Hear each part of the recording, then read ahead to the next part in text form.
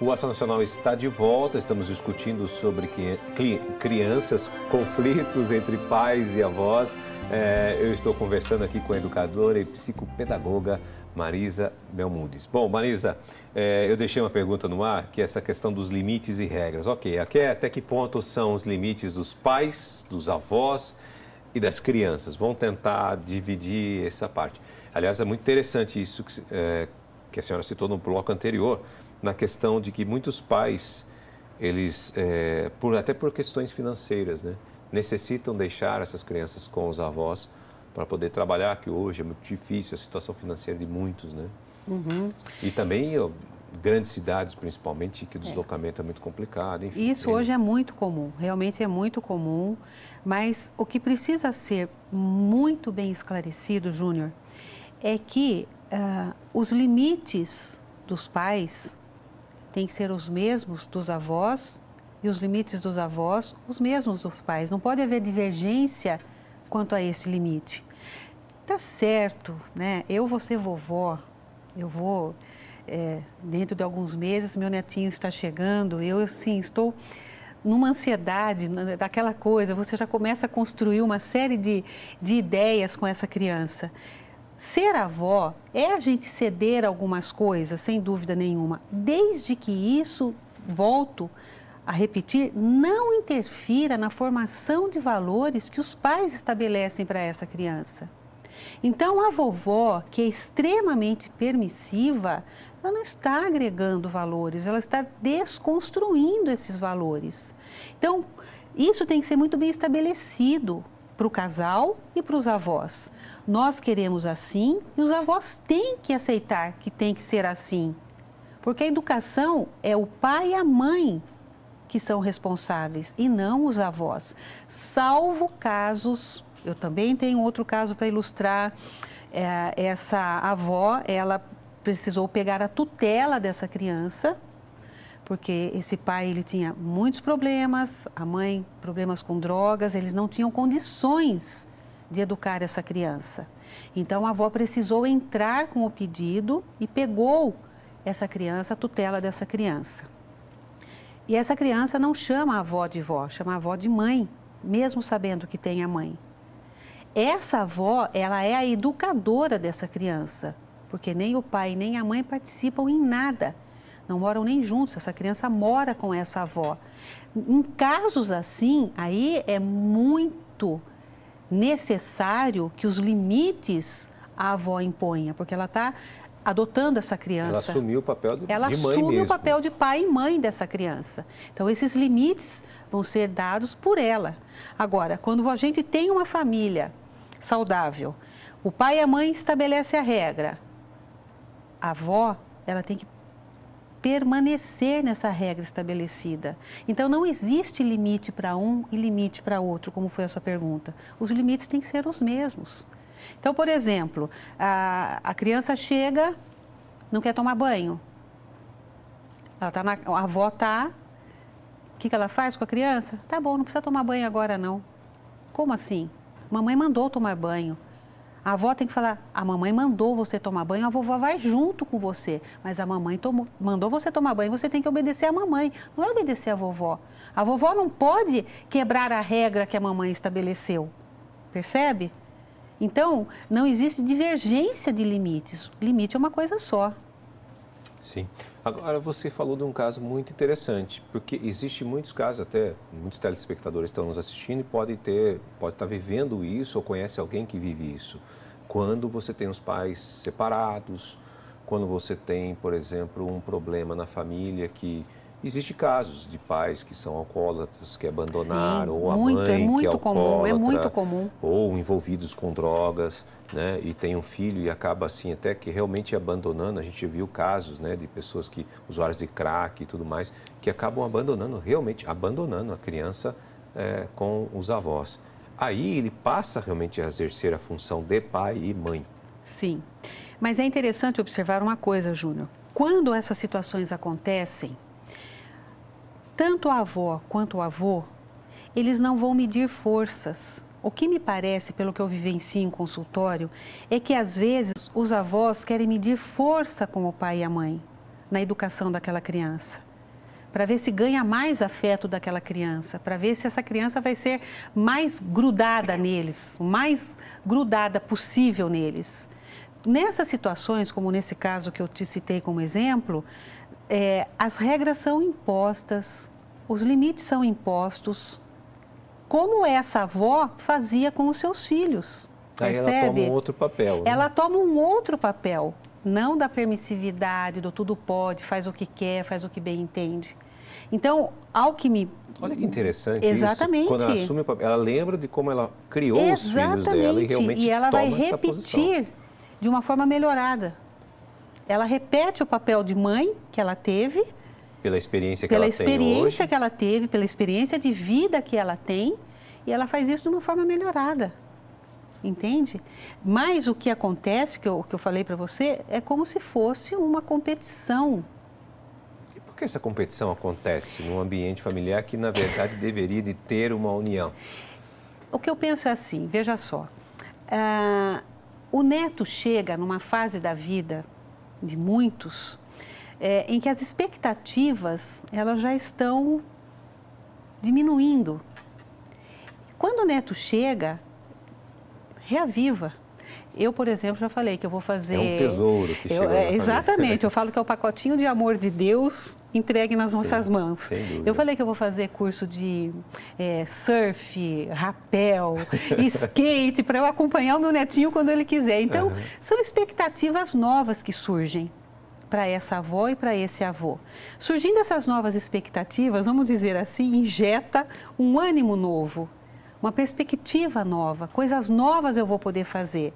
Então, aquilo que ele deixou de fazer com o filho, porque com o filho é diferente, então ele vai achar que ele pode fazer com os netos. Até os avós podem estar naquela fase de que, tipo assim, poxa vida, né? Minha vida voltou de novo a ser aquele... Né? Eu já, muitas vezes, me aposentei, já estou aposentado, não tenho mais que ir trabalhar... Eu já tenho os filhos crescidos, independentes, né? E vivem cada um na sua vida, né? Poxa, o que a gente faz nós dois aqui em casa agora? É só esperar a morte chegar? Né? Uma coisa tipo, aí chega um neto... Aí você vai no cinema, você vai levar no circo, você vai levar para passear no shopping, você vai levar na escola. Se estiver fazendo uma natação, você vai levar na natação. Então, você vai ter uma nova diretriz para a sua vida. Aquela rotina maçante para o idoso, ela acaba com a chegada do neto. E, bom, vamos citar alguns exemplos aqui, que até a produção nossa aqui até levantou, e que casos, tipo, que a mãe foi chamada a atenção na escolinha porque o filho estava tendo aí uma reação agressiva com os coleguinhas. E isso daí é um pouco de dificuldade, às vezes essa tensão, ela pode vir da própria família, pode estar sendo gerada por esse conflito familiar, ou pode estar dando algum sinal de algum problema que ele está extravasando. Como lidar com essa situação? Assim, a criança na escola, ela tem muito o que a gente chama do comportamento aprendido. De alguma forma, uma criança que, vamos, por exemplo, uma criança que chegou a mim, a mãe estava super preocupada porque era uma criança dócil, mas um amigo dela chutou a mochila e ela não teve dúvida. A criança, 3 anos e meio de idade, pegou a mochila do menino e levou até a lixeira da escola e jogou dentro da lixeira da escola. A mãe achou aquilo uma coisa absurda. Foi uma forma que essa criança encontrou, ainda que errada, de mostrar para esse amiguinho que ela não estava contente com aquela história de ele toda vez chutar a mochila dela. Foi uma forma dela se defender. Ela já tinha visto isso acontecer com outra criança, de jogar alguma coisa do coleguinha no lixo. Então, ela copiou o modelo. A agressividade da criança, a gente precisa tomar cuidado no seguinte sentido. Se alguém, por exemplo, empurrou essa criança na escola, a criança aprendeu o comportamento e vai empurrar também. Se essa agressividade, ela extrapola o comportamento, eu já tive crianças que pegaram a tesoura e para enfiar no pescoço de uma professora. Nossa! Eu já tive crianças que os amiguinhos pularam nela, que ela também estava com uma tesoura, e ela ia enfiar nas costas do outro amiguinho. Essa agressividade exacerbada é indício de que algo muito sério estava acontecendo. E realmente estava acontecendo algo muito sério. A primeira criança estava sendo violentada sexualmente. A segunda criança, o problema estava na permissividade da avó. Tudo que você possa imaginar de negativo, essa avó passava para essa criança. Tudo. Ensinar a bater, ensinar a falar nome feio, ensinar a falar palavrão, ensinar a mostrar a língua para adulto. Em casa, ninguém tinha mais controle dessa criança. A única que exercia um pouco de controle era a avó. Então, essa agressividade também, ela era algo muito sério que precisou ser trabalhado. E essa avó foi encaminhada para a terapia. Essa aceitou, essa concordou. Ela tinha dó, porque a mãe era uma mãe separada, ela era uma mãe sozinha, e ela ficava com dó. Então, como ela não queria que esse neto passasse por situações desconfortantes, ela ensinou esse menino a ter um comportamento extremamente agressivo e violento. Tipo, para você se defender, porque na cabeça dela Exatamente. Era uma forma de defesa. Para ele se defender, ele tinha que agredir, ele tinha que bater, ele tinha que chutar. Olha que coisa. Foi um caso muito sério, porque numa das vezes o caso desencadeou porque ele chutou um amiguinho e o amiguinho teve um afundamento de face. E aí que a coisa estourou.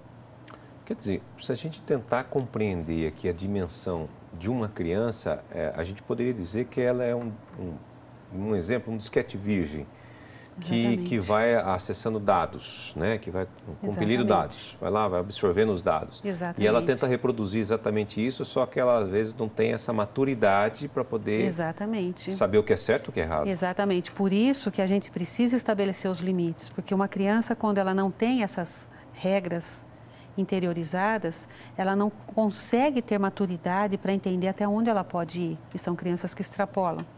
Percebe? São crianças que vão muito além e mais para frente vai gerar problema emocional seríssimo para essa criança, com certeza. Eu posso até citar um exemplo aqui da minha filha, né, que eu falei para a senhora no intervalo. Ela foi mordida uma vez na escola e a gente identificou que, na verdade, é por um amigo de classe, mas identificou que o menino tinha uma brincadeira com o pai de morder. Então, o pai vinha brincando, na brincadeira até, acho que lógico, numa situação de querer brincar com o filho, mas a brincadeira de ficar mordendo, né? Vou morder sua perna, vou morder seu braço, vou morder sua barriga, né? A criança simplesmente quis fazer exatamente isso, só que ela não sabe a dimensão do que ela estava fazendo. E nem a intensidade da mordida que ela podia dar, exatamente. Né? Para ela, morder era uma brincadeira. Era uma brincadeira. Percebe? O cuidado que a gente tem que ter realmente, tem que ter um cuidado enorme, né? Muito grande, muito grande. Muito diálogo com a criança. Muito diálogo. E assim, Júnior, quando eu falo muito diálogo para estabelecer limites, não vamos pensar que esse diálogo é de 10, 15, 20 minutos de conversa. A criança, ela tem um tempo muito curto de apreensão na sua fala. Então, quanto mais objetivo você for para falar com a sua filha, mais resultado você vai ter. Olha que interessante. Então, você não vai colocar sua filha, olha, filhinha, então é o seguinte, o papai vai conversar com você agora, parará, barará. Depois, quando você falou, o papai vai conversar com você agora, ela já está pensando no brinquedinho, alguma coisa que ela quer fazer.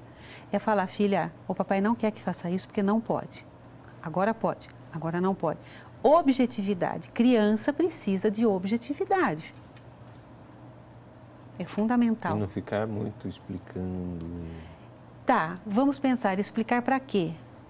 Ela tem compreensão para entender as explicações amplas? Não tem. O universo mais para o seu próprio mais para o seu próprio nível de idade, seu nível de compreensão. Se a gente for estabelecer os níveis de compreensão da criança, cada etapa da criança é um limite que ela tem de compreensão. Então, não adianta eu ficar fazendo histórias mirabolantes, explicações homéricas gigantes para essa criança. Judiação. Você está gastando tempo e ela já no devaneio, no simbólico dela, viajando. Já está pensando em outra coisa. Muitas outras coisas, menos aquilo que você falou. Exatamente. A gente vai para um rápido intervalo, volta já.